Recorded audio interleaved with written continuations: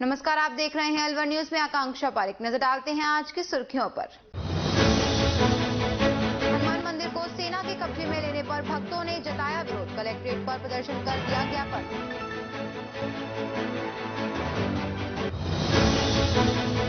कमरे में जहर खाकर की खुदकुशी, पुलिस ने पोस्टमार्टम करवाकर शव परिजनों के किया सुपुर्द।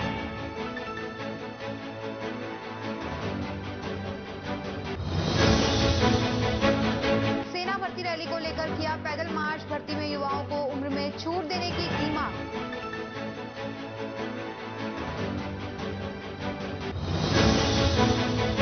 पुलिस महानिरीक्षक पांडे ने खुशखेड़ा थाने का किया निरीक्षण। सीएलजी ने सदस्यों की ली मीटिंग।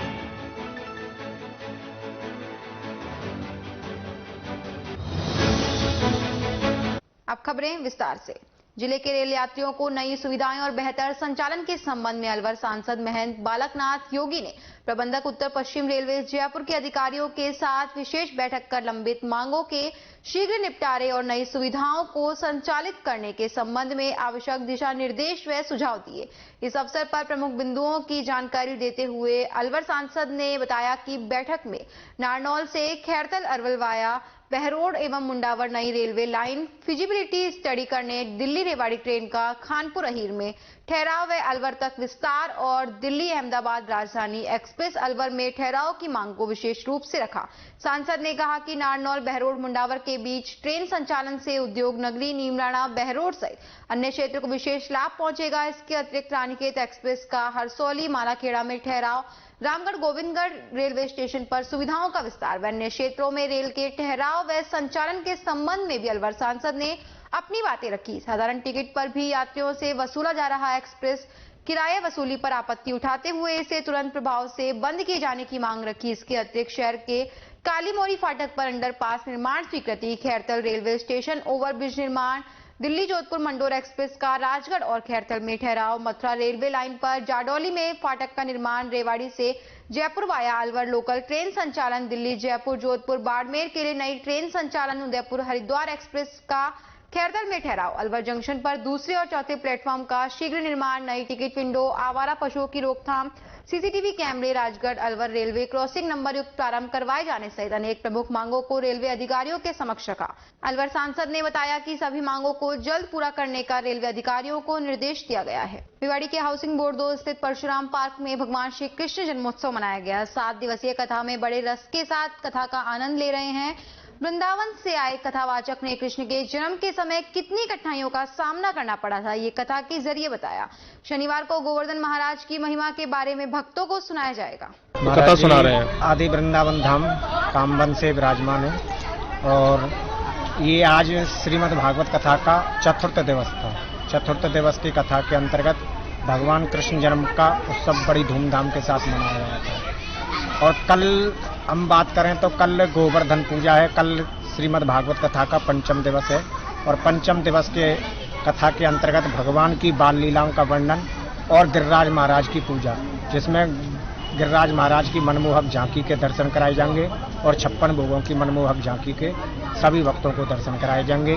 महाराज श्री जगह जगह जाकर लोगों को श्रीमद् भागवत कथा से जोड़ते हैं और श्रीमद् भागवत कथा भक्तों को पान कराते हैं। यही महाराज श्री का उद्देश्य है। जय श्री राधे। पुरानी पेंशन की बहाली पर कला महाविद्यालय के स्टाफ ने लड्डू बांटकर खुशी व्यक्त की और राज्य सरकार का आभार जताया। अलवर बाबू शोभाराम राजकीय कला महाविद्यालय अलवर के शैक्षिक व अशैक्षिक स्टाफ ने प्राचार्य डॉक्टर लवलीना व्यास की अध्यक्षता में संयुक्त बैठक कर राज्य सरकार द्वारा पुरानी पेंशन योजना को बहाल करने पर खुशी का इजहार करते हुए राज्य सरकार और मुख्यमंत्री अशोक गहलोत का आभार व्यक्त किया। बैठक में डॉक्टर भरत मीणा ने मुख्यमंत्री अशोक गहलोत का आभार व्यक्त करते हुए कहा कि राजस्थान सरकार का पुरानी पेंशन बहाली का यह फैसला राज्य के लोक कल्याणकारी चरित्र को मजबूती प्रदान करेगा।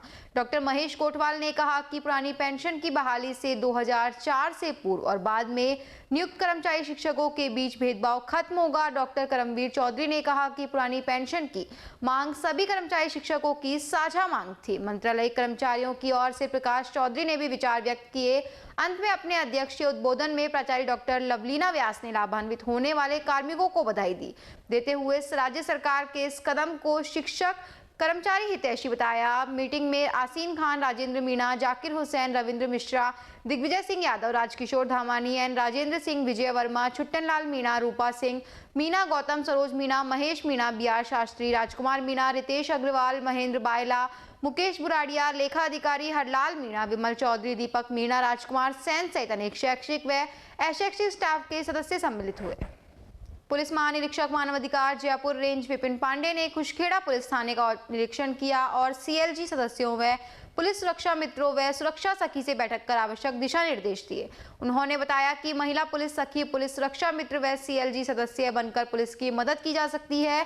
पुलिस प्रत्येक गांव व घर में पहुंच नहीं सकती, इसलिए आमजन का सहयोग आवश्यक है। यदि किसी लड़की या महिला से कोई अत्याचार या छेड़छाड़ की खबर मिलती है तो सुरक्षा सखी तुरंत को पुलिस सूचना दे सकती है।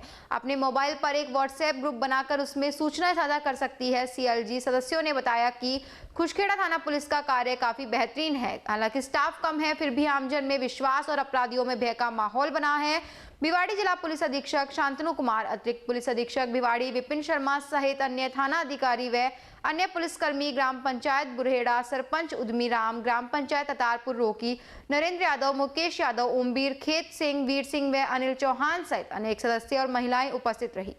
भिवाड़ी जिले के 2 दिन के इंस्पेक्शन के दौरान जिला मुख्यालय पर इंस्पेक्शन करने के बाद आज थाना खुशखेड़ा का निरीक्षण है और इसी दौरान यहाँ CLG पुलिस मित्र जो सुरक्षा सखी हैं उनसे हमने वार्ता की। ये जो तीनों चीज़ बनाई गई हैं इसके उद्देश्य ये हैं कि हम जनता का जुड़ाव पुलिस के साथ करें और हमारी वो ताकत बने जिससे हमें कानून व्यवस्था को बनाए रखने में, अपराधों के नियंत्रण में मदद मिलेगी।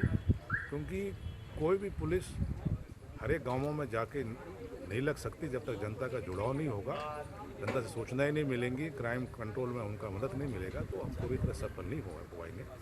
इसलिए इनका जुड़ाव किया गया है। अब हाल के दिनों में हमने एक सुरक्षा सखी बनाया ताकि महिलाओं का जुड़ाव हो और ताकि महिलाओं से संबंधित अपराध का ये निर्बाध पंजीकरण हो और उसमें न्याय मिले। इसलिए हमने आज महिला सखियों से भी बात की। इसी के साथ खबरों में वक्त तो चला एक और छोटे से ब्रेक का, जल्द लौटेंगे, बने रहिए अलवर न्यूज के साथ।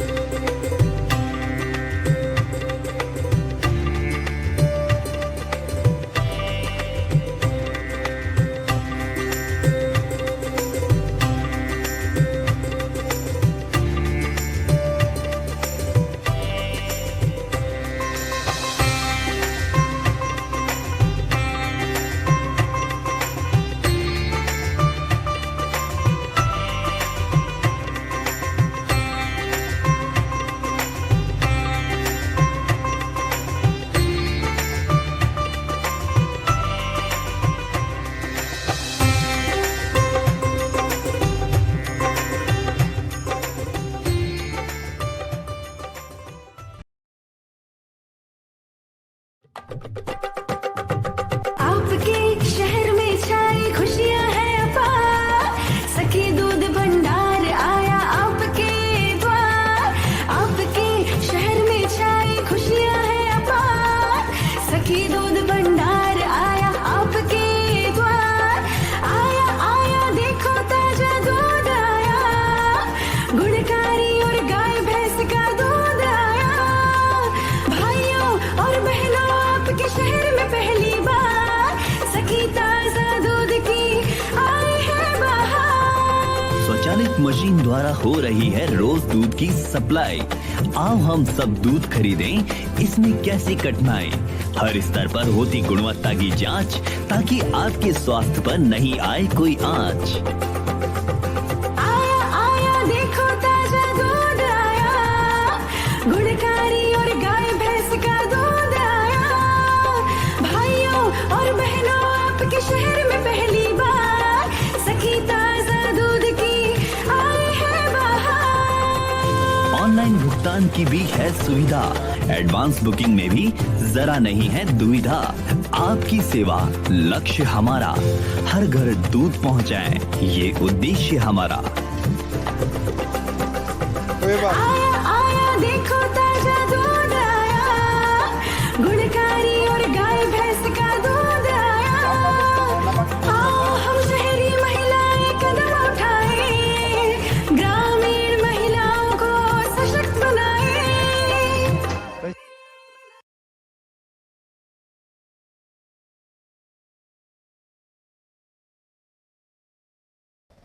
ब्रेक के बाद एक बार फिर से आपका स्वागत है। बढ़ते हैं अगली खबर की ओर।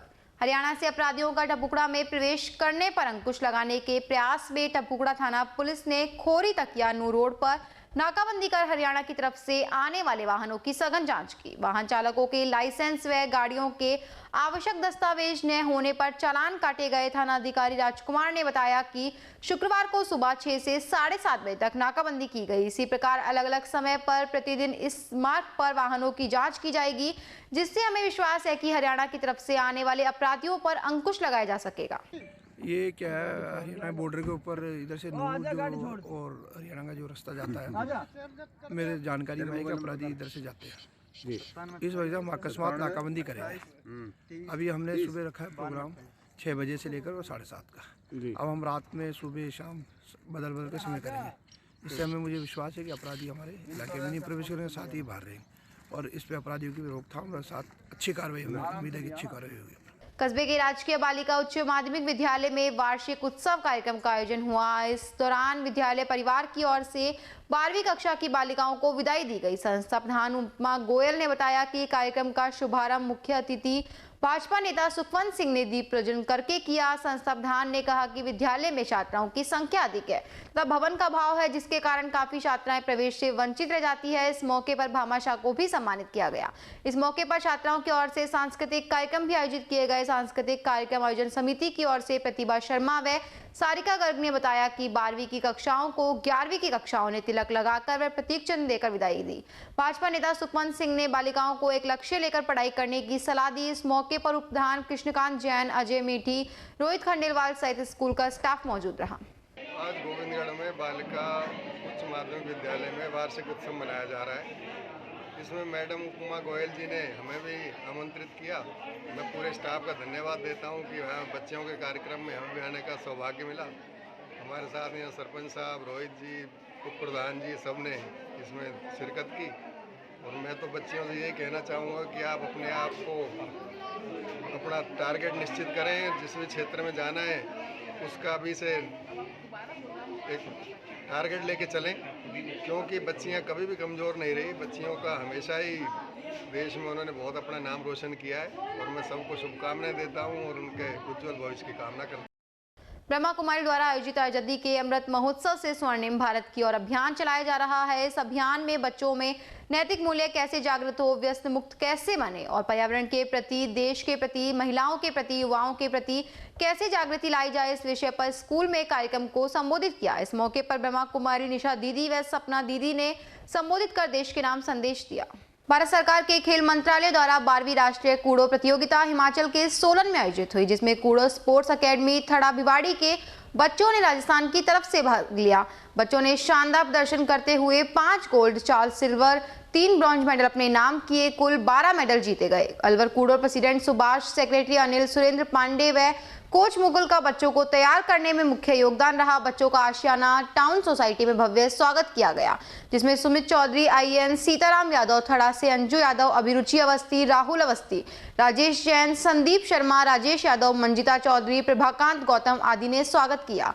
मुख्य अतिथि हरिराम रहे। आशियाना टाउन मेंटेनेंस ने बच्चों को व अनिल कुमार को ट्रॉफी देकर उनका स्वागत किया। बच्चों के इस तरीके से सफल होने के बाद बहुत सारे माता पिता में कूड़ों को लेकर जिज्ञासा बढ़ी है। अन्य माता पिता भी अपने बच्चों को खेल में हिस्सा लेने के लिए प्रोत्साहित कर रहे हैं।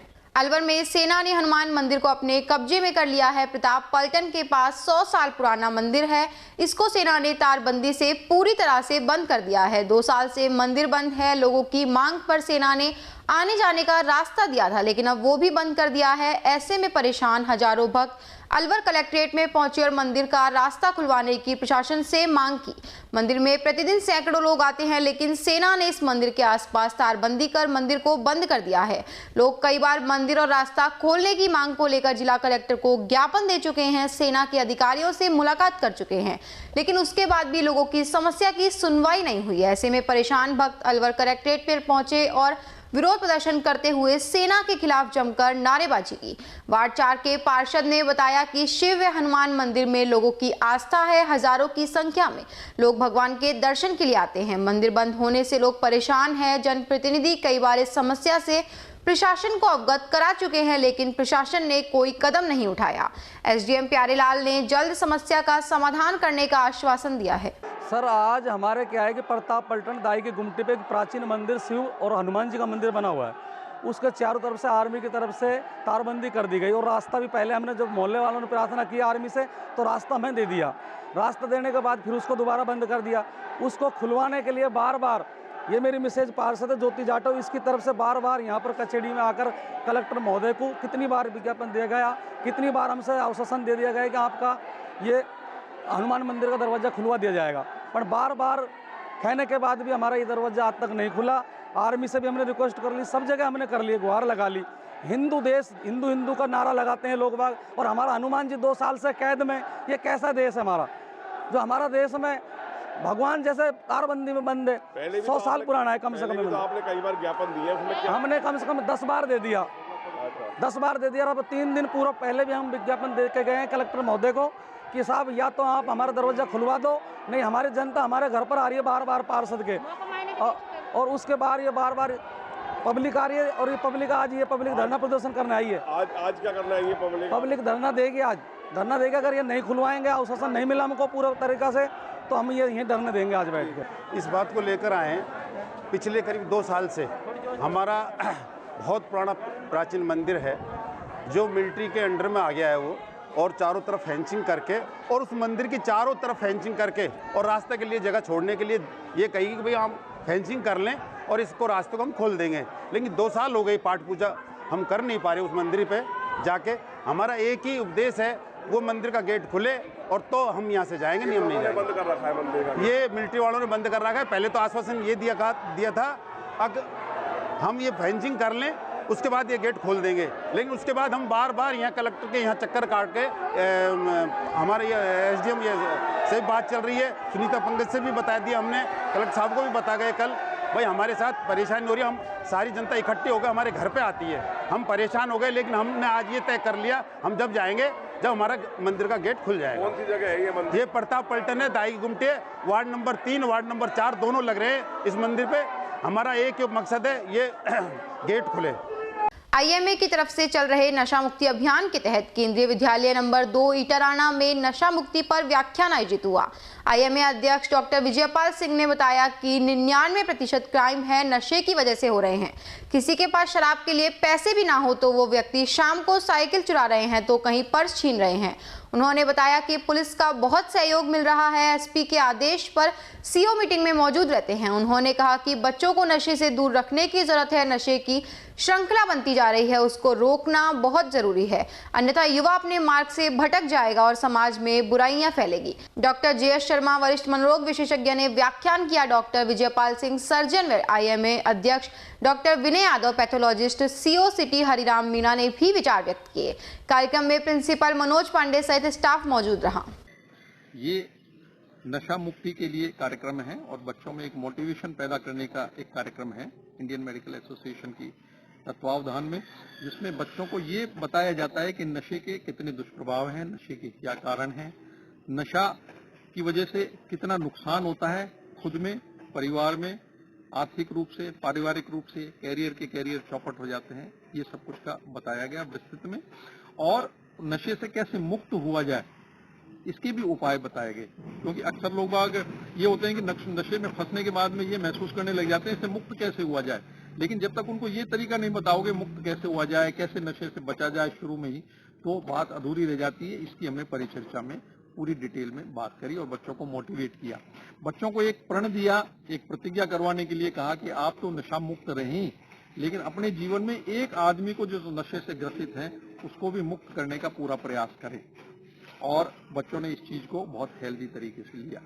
डॉक्टर जीएस शर्मा, वरिष्ठ मानसिक रोग विशेषज्ञ हूँ। पहले मैंने 30 साल तक सरकारी गवर्नमेंट हॉस्पिटल में मैंने मानसिक रोग विभाग में अपनी सेवाएं दी हैं जी, और अभी मैं अपनी क्लिनिक चलाता हूँ। आज केंद्रीय विद्यालय नंबर 2 इटाराना में जो हमने आईएमए की तरफ से नशा मुक्ति अभियान चला रखा है उसके तहत व्याख्यान चल रहा है। इसमें डॉक्टर जेएस शर्मा जी जो वरिष्ठ मनोरोग विशेषज्ञ हैं, साथ में पैथोलॉजिस्ट डॉक्टर विनय यादव व मैं स्वयं डॉक्टर विजयपाल सिंह सर्जन तथा सीओ सिटी हरिराम मीणा जी, बच्चों को समझा रहे हैं, टीचर्स को बता रहे हैं कि नशे को यहाँ पे 2 पर्पज हैं हमारे, कि एक तो बच्चे नशे में ना जाएं। सबसे पहला पर्पज तो ये है कि एक श्रृंखला जो बनती जा रही है वो ना बने।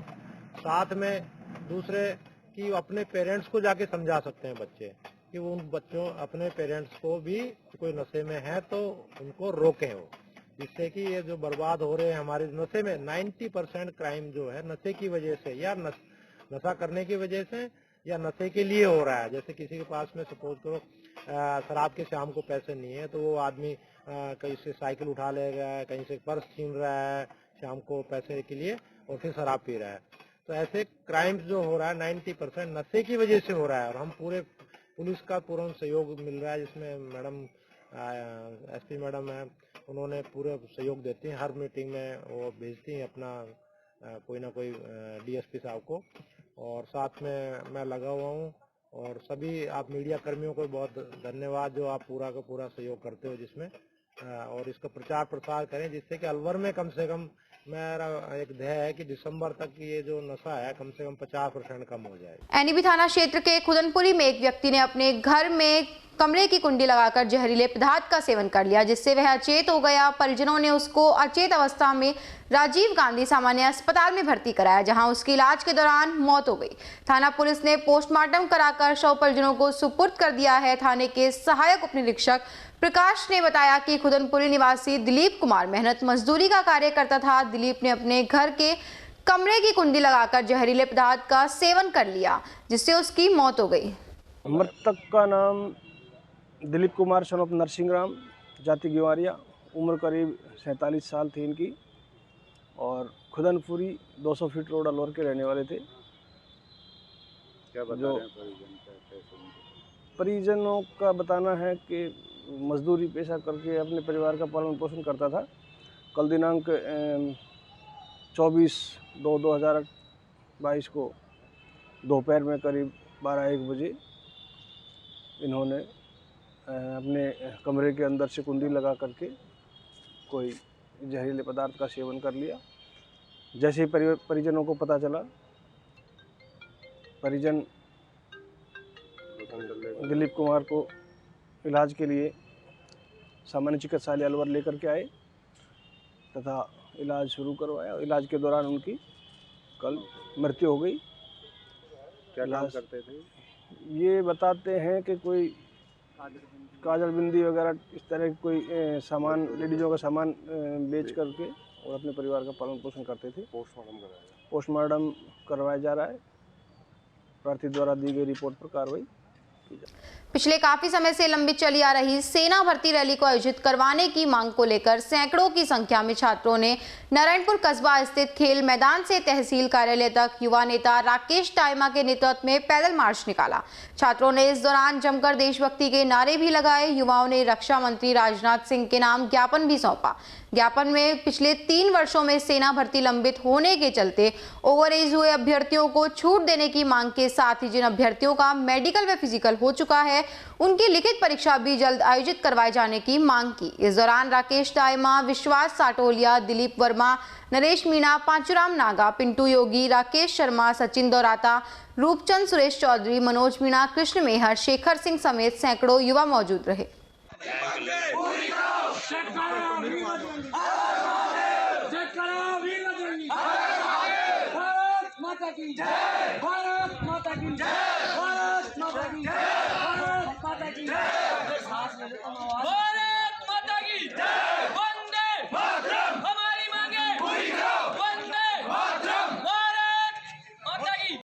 हरसौली कस्बे में उप तहसील को तहसील का दर्जा मिलने पर लड्डू बांट और आतिशबाजी कर खुशी जताई। ग्रामीणों की मांग पर क्षेत्रीय विधायक दीपचंद खैरिया के प्रयासों से मुख्यमंत्री अशोक गहलोत की गई घोषणा में हरसौली उप तहसील को तहसील का दर्जा दिया गया है। कोट कासिम प्रधान विनोद कुमारी सांगवान के नेतृत्व में बस स्टैंड पर लड्डू बांट व आतिशबाजी कर खुशी जताई। मौके पर पहुंचे विधायक प्रतिनिधि जिला प्रमुख बलबीर सिंह छिल्लर व कोट कासिम प्रधान सांगवान का फूल माला पहनाकर स्वागत किया गया और विधायक दीपचंद खैरिया का आभार व्यक्त किया। इस मौके पर शुभराम खैरिया प्रधान, विनोद कुमारी सांगवान, पूर्व ब्लॉक अध्यक्ष महेंद्र चौधरी, भागेंद्र खैरिया, बंटी खैरिया, परगना अध्यक्ष जगदीश लंबरदार, जीतराम लंबरदार, हरसौली सरपंच ओमेश चौधरी, शीशराम चौधरी झाड़का, रविकांत जोशी, राजा मीर सिंह, सूरजपंच सहित काफी संख्या में लोग मौजूद रहे।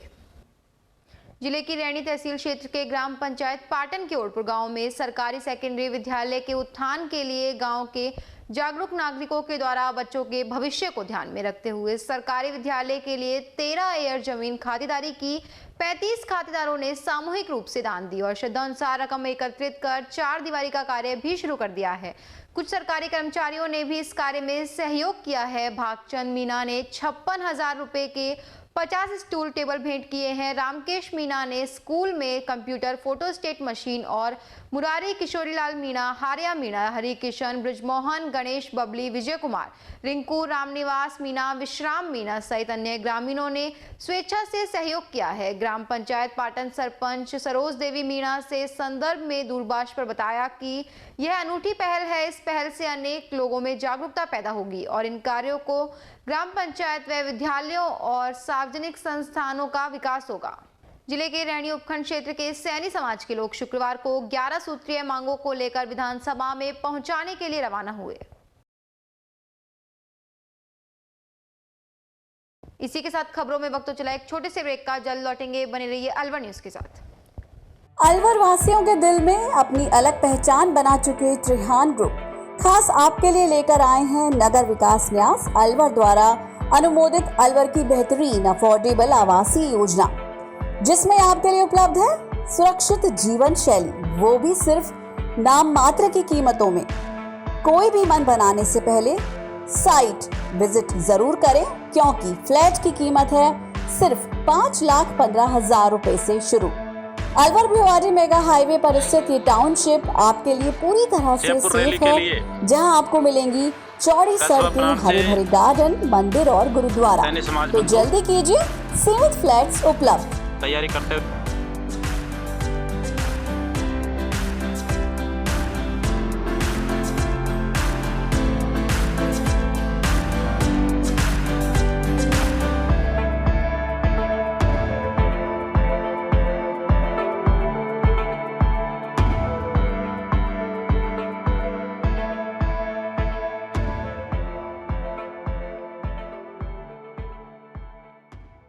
तेज दिमाग, पैनी नजर और निर्णय लेने की क्षमता आपको बनाती है देश का स्वर्णिम भविष्य। नरेंद्र तिवारी IAS एकेडमी, जो कि है सभी प्रतियोगी परीक्षाओं के लिए सर्वश्रेष्ठ संस्था, जहां का उन्नत माहौल और सही मार्गदर्शन आपको RAS, IAS, शिक्षक, REET, SSC, railway, Delhi police, Rajasthan police, SI, patwari, STC और B.Ed जैसी प्रतियोगी परीक्षाओं में सफलता का रास्ता दिखाएगा। अलवर की सर्वश्रेष्ठ प्रतियोगी संस्था Narendra Tiwari IAS academy, railway station के पास, लिटिल बर्ड स्कूल के पीछे, नेहरू नगर, अलवर।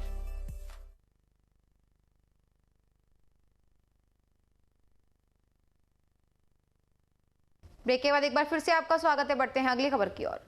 स्वास्थ्य सामुदायिक केंद्र नौगामा पर कार्यरत डॉक्टर महेश चेतीवाल का स्थानांतरण सीकरी हो गया। उनके सीकरी स्थानांतरित होने पर कस्बे वासियों द्वारा उनकी उत्कृष्ट सेवाओं के लिए उनका सम्मान कर उन्हें विदाई दी गई। नौगावा निवासी जीतू सांवरिया ने बताया कि डॉक्टर चेतीवाल ने लगभग 3 वर्ष अपनी सेवाएं नौगावा CHC पर प्रदान की। अपनी सेवाओं के दौरान उन्होंने दिन रात निरंतर लोगों का उपचार किया। किसी भी मरीज की जितनी सहायता हो सकती थी उन्होंने की। उनका स्थानांतरण सीकरी हो गया है। इस अवसर पर उनके अच्छे कार्यों के लिए उनको कस्बे वासियों की तरफ से सम्मानित किया गया। इस दौरान डॉक्टर हरकेश, नौगावा सरपंच राजीव सैनी, जीतू सांवरिया, भीम चेतीवाल, महेश जैन, सोनू भगत सांवरिया सहित अनेक कस्बेवासी मौजूद रहे। रामगढ़ पूर्व विधायक ज्ञानदेव आहूजा थाना गाजी पहुंचे। यहां किशोरी डिगारिया, थाना गाजी सहित अनेक गांवों में जनसंपर्क करके तिजारा क्षेत्र में गौवंश के साथ किए गए व्यभिचार के मामले को लेकर जनसंपर्क किया। इस मामले पर बताया कि राजस्थान सरकार इन आरोपियों को पनाह दे रही है, जिससे अल्पसंख्यक समाज के लोग अपराध कर रहे हैं। इस मौके पर पुरुषोत्तम, संतोष सहित अनेक लोग उपस्थित रहे। पूर्व विधायक आहूजा राज्य सरकार पर जमकर बरसे और महाराणा प्रताप पर जो टिप्पणी की गई थी उसको लेकर आक्रोश व्यक्त किया। साथ ही बजट को ढकोसला बताया। जो टिप्पणी की गई है उसको लेकर आपका क्या कहना है? महाराणा प्रताप राष्ट्र के, विश्व के ऐसे शूरवीर हुए कि बाकी राजाओं ने तो सरेंडर किया, बादशाह अकबर के आगे। अकबर व्यभिचारी था, अकबर मीना बाजार चला हुआ था। हमारी 27,000 हिंदू बहन बेटियों को अपने सिपाही साथियों से वालों से शादी करवाई। खुद ने भी हिंदू लड़की से की। बलात्कारी था, उसको महान कह करके और महाराणा प्रताप की अवमानना करना, उनका सम्मान गिराना और ये कहना महाराणा प्रताप तो सत्ता की लड़ाई लड़ रहे थे। वो सत्ता की लड़ाई नहीं लड़ रहे थे, वो धर्मयुद्ध लड़ रहे थे। इस देश में जो मुगल, तुगलक और उज़्बेक और जो खुद ऐबक, गजनवी और गौरी आए, उनसे मुकाबले के लिए या तो दिल्ली के राजा ने सबसे पहले, या जयपुर में राजा दाहिर सिंह ने, या अजमेर में पृथ्वीराज चौहान ने। हमारे हिंदुओं की गलती ये है कि हम कई बार माफ़ कर देते हैं और माफ़ ही नहीं करते तो उनको सज़ा उनसे वो नहीं दे पाते। तो महाराणा प्रताप ने जो कल त्यागा, जो चित्तौड़गढ़ त्यागा, चित्तौड़गढ़ किला पड़ा, रात की रोटियाँ खाई, परिवार उसका दर दर भटका, ऐसे शूर को, ऐसे क्रांतिकारी को, ऐसे वीर को, महाराजा सूरजमल हो या महाराणा प्रताप हो, इनका कोई मुकाबला राष्ट्रभक्त और सुरवीर कर नहीं पाया। लेकिन दुर्भाग्य है, एक राष्ट्रद्रोही पार्टी है कांग्रेस पार्टी, उसके प्रदेश अध्यक्ष श्रीमान डोटासरा साहब, मोहम्मद सिंह डोटासरा, दुर्भाग्य से शिक्षा मंत्री भी हो रहे हैं, वो महाराणा प्रताप के बारे में गलत टिप्पणी करें, ये शर्मनाक है और उनको क्या सज़ा मिलनी चाहिए, इसके लिए आज मोबाइल पर नहीं बोलूँगा। मोबाइल पर बोलने से लोग सजग हो जाएंगे, कांग्रेस के भी और डोटासरा साहब भी, लेकिन उनको सज़ा कैसे मिलेगी, उस सज़ा में लोग दें, जो पत्रकार बंधु को सब सुनेंगे। अंदर गो वंश के साथ अत्याचार किया गया, उस मामले में आपका क्या कहना है? क्या कार्रवाई की जा रही है? जिले में अपराध बढ़ रहे हैं। अलवर जिले का और राजस्थान का मेवात अलवर भरतपुर या मेवात हरियाणा, इस मेवात में 11 तरह के अपराध हैं। वो अपराध शायद और देश में किसी क्षेत्र में, जिले में, प्रांत में नहीं है। अवैध खनन होना, गोकशी होना, गो तस्करी होना, नकली नोट का बनना, सिंथेटिक दूध का होना। सिंथेटिक दूध का प्रारंभ मेवात से हुआ और इससे अलग हटकर के नकली नोटों का मैंने बता दिया। साइबर क्राइम 5 तरह का, ATM को लूटना, OLX पे लूटना, सोने की ईंटें और तंतुबाजी, असल की तरह नकली असल की सोने के पहले चल रहा था। अब इस तरह के जो अपराध हैं ये बाकी जगह नहीं है। मेवात में ये तथाकथित मुसलमान, बाकी नेता थोड़ा मुँह छुपा के बोलते हैं एक समुदाय, एक जाति, एक समाज, मैं सीधा बोलता हूँ मुसलमान। ये मुसलमान जो भटक कर के कर्ण की तरफ चले गए थे हमारे भाई, एक दिन माता तक आना पड़ेगा। जो अपराध यहाँ कर रहे हैं तो ये चाहते हैं हिंदू मेवात खाली कर दें, तो राजस्थान में अलवर या भरतपुर मेवात खाली नहीं करेंगे और बढ़ते हुए अपराध होगा। और अपराधों में एक किस्म और आ गई, भेड़ बकरियों के साथ भी व्यवचार करते रहे लेकिन वो छुपा रहा। तिजारा में गौ माता के साथ इन्होंने दुष्कर्म किया, व्यवचार किया और उसकी वीडियो बनाई है और उस वीडियो को बाकायदा वायरल किया है। तो राजस्थान सरकार ने, प्रशासन ने देखना है। मैं पुलिस प्रशासन को इतना दोषी नहीं ठहरा था। कांग्रेस का शासन है, श्रीमान अशोक गहलोत का शासन है, माननीय मुख्यमंत्री जी के कारण इन लोगों की, देशद्रोहियों की, राष्ट्रद्रोहियों की, देश विरोधियों की इतनी हिम्मत पड़ गई है कि गाय माता का गोवंशी गौ तस्करी तो करते थे, इन गौ माता के साथ व्यवचार भी किया है। अब इनको कड़ी से कड़ी सजा मिले। पुलिस प्रशासन के और कोर्ट कचहरी के हाथ में चलता है। पुलिस इसको ढंग से केस बनाए और प्रशासन इसको ढंग से केस बना करके कोर्ट में पेश करके पुलिस और कोर्ट इनको कम से कम फांसी की सज़ा, अब कोड़े वाला सिस्टम तो यहाँ है नहीं अलग देश वाला, पर कम से कम फांसी की सज़ा हो। यह अपराध बहुत जघन्य है, बहुत क्या कहना है, जितना बुराई की जाए कम है। और बुराई सबसे ज़्यादा करता हूँ मैं श्रीमान अशोक गहलोत साहब की, जिनके कारण इनको श्रेय मिला है। तुष्टिकरण नीति, खुशामद की नीति इन मुसलमानों की, तो दोषी, सबसे बड़े दोषी श्रीमान अशोक गहलोत हैं। जय हिंद, जय भारत। को लेकर के आपका क्या कहना है? सरकार ने भी बजट लागू किया है। देखिए, बजट के बारे में आप पत्रकार हैं, बहुत होशियार हैं। जो 2 साल पहले, 1.5 साल पहले नगर पालिकाएँ घोषित की, उन नगर पालिकाओं का, रामगढ़ का, बोलनी का या बाथरूम का अब तक चुनाव नहीं हो पाया। ये एक सदम है और धोखा है। जो उन्होंने 3 साल 2 साल पहले PWD में पैसा घोषित किया, आप किसी PWD के ऐसी से पता करिए, ऐसी बैठते हैं, उनमें से 10 और 20% काम भी नहीं हो पाया। अब इन्होंने 5 करोड़ से 10 करोड़ एक विधानसभा को देंगे। ये जो सड़कें आप देख रहे हैं, मैं भी किशोरी हो गया हूँ, ये जो तारंगा जी की सड़कें देख रहे हैं, ये हमारे भारतीय जनता पार्टी के माननीय वसुंधरा जी की समिति है। इसलिए टीम बढ़ाने से फायदा नहीं है। और एक उन्होंने किया है कि 2004 के कर्मचारी जिनका पेंशन बंद हो गया था, मैं पेंशन चालू करता हूँ, वो पेंशन कब मिलेगी? वो 2030 में। तो क्या लेना देना है? अरे कोई भी काम नगर पालिका के चुनाव हो या सड़कें हों या हमारे पेंशन का मैटर हो, ये सब पेंडिंग मैटर है। इन दिवालियों के पास कुछ है नहीं, माननीय मुख्यमंत्री जी के पास बजट में पैसा है नहीं, घोषणाएँ तो जितनी मर्जी करी हो। पुराने ज़माने में हमने सुना एक ढकोट संघ मिला हमारे डॉक्टर साहब जैसे किसी मित्र को, उन्होंने ढकोट संघ ने कहा कि कुछ मांगो, बोले दे दो 1000, बोले ले लो 5000, बोले 5000 दो, बोले लो 10,000, अरे 10,000 दे दो, ले लो 50,000, 50,000 देना नहीं, सिर्फ ढकोट संघ की घोषणाएँ। तो माननीय मुख्यमंत्री जी इस बात के पारंगत हैं, इस बात के पारंगत है। तीसरी बार मुख्यमंत्री बने, हालांकि आगे इनका चांस नहीं आएगा। अब तो इतना ही है, सत्ता में है कांग्रेस के लोग या अशोक गहलोत साहब या उनके पुत्र श्रीमान वैभव गहलोत, सत्ता है तो इसलिए लूट सके तो लूट, अधिकार पड़ता है जब प्राण जाएंगे, छूट भाग बताएंगे। छोटू सिंह आर्य एवं शारदा देवी आर्य की पुण्यतिथि पर 5 दिवसीय कार्यक्रम के तहत शुक्रवार को रंगोली प्रतियोगिता हुई, जिसका विषय था कोरोना महामारी के संकट काल में भारतीय वैदिक संस्कृति श्रेष्ठतम सिद्ध हुआ। इसमें आर्य कन्या विद्यालय समिति के प्रधान जगदीश प्रसाद गुप्ता मुख्य अतिथि थे। निबंध प्रतियोगिता में छात्र छात्राओं ने भाग लिया। इसमें प्रथम वर्ग में 1ली से 5वीं, द्वितीय वर्ष में 6ठी से 8वीं और तृतीय वर्ग में 9वीं से 12वीं तक, चौथे वर्ग में कॉलेज छात्राएं शामिल थी। प्रतियोगिता के विजेताओं को पुरस्कृत किया जाएगा। विद्यालय समिति के मंत्री प्रदीप आर्य ने बताया कि शुक्रवार को रंगोली प्रतियोगिता स्वामी दयानंद मार्ग स्थित आर्य कन्या विद्यालय में आयोजित की गई। संस्था के संस्थापक स्वर्गीय श्री छोटू सिंह जी की जन्म शताब्दी के अवसर पर आज रंगोली का कार्यक्रम आयोजित किया गया है। ये कार्यक्रम पिछले 3 दिन से चल रहा है। एक दिन निबंध प्रतियोगिता करवाई गई थी, एक दिन रंगोली की प्रतियोगिता करवाई गई थी, एक दिन चित्रकला की। ये बच्चों के सर्वांगीण विकास के लिए इस प्रकार की आयोजन किए जाते रहे हैं, जिससे बच्चों में जो प्रतिभा है उसका विकास हो और बच्चे आगे बढ़ें। ये कार्य निरंतर चलता है। जगदीश प्रसाद गुप्ता। देखिए, आर्य कन्या विद्यालय समिति के संस्थापक अध्यक्ष आदरणीय छोटू सिंह जी आर्य की स्मृति में 4 दिवसीय फंक्शन चलता है, जिसमें हमने 3 दिन प्रतियोगिताएँ रखी थी। पहले दिन चित्रकला प्रतियोगिता थी, कल निबंध प्रतियोगिता थी और आज ये रंगोली प्रतियोगिता है। इसमें आज 56 बच्चे उपस्थित हैं यहाँ पर, जिन्होंने आज़ादी के अमृत महोत्सव पर अपनी रंगोली बनाई है। और बहुत खुशी की बात है, बच्चे बहुत ही इंटरेस्ट के साथ, बड़े उत्साह के साथ अधिक से अधिक आना चाहते हैं।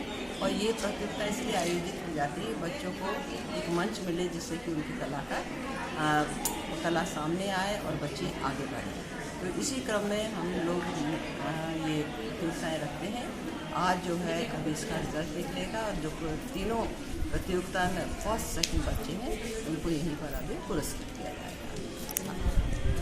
कमला शर्मा, आर्य कन्या विद्यालय समिति, निदेशक।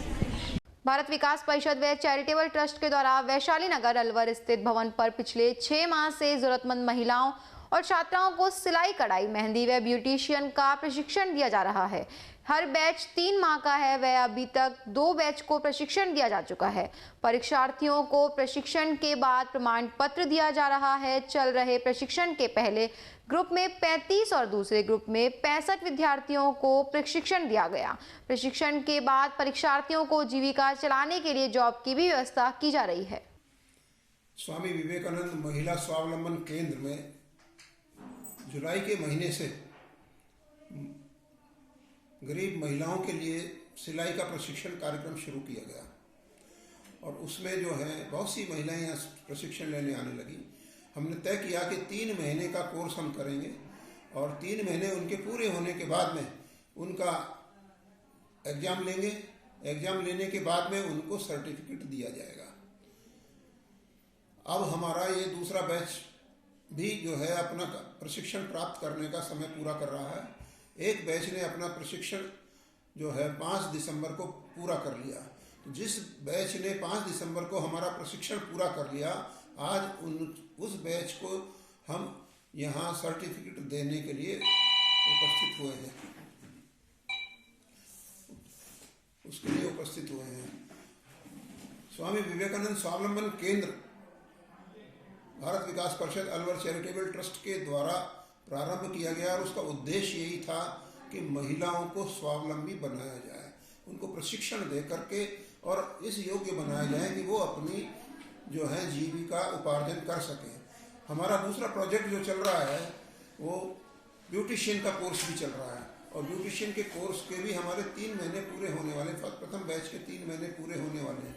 साथ ही मेहंदी लगाने का भी जो है प्रशिक्षण दिया जा रहा है, उसके भी 3 महीने पूरे होने जा रहे हैं और उसका भी जो है अगले महीने से हम द्वितीय बैच शुरू करेंगे, उनका भी एग्जाम लेंगे और उसके बाद उनको भी सर्टिफिकेट देने के बाद। कितना समय होगा सर ये संस्था को चलते चलते?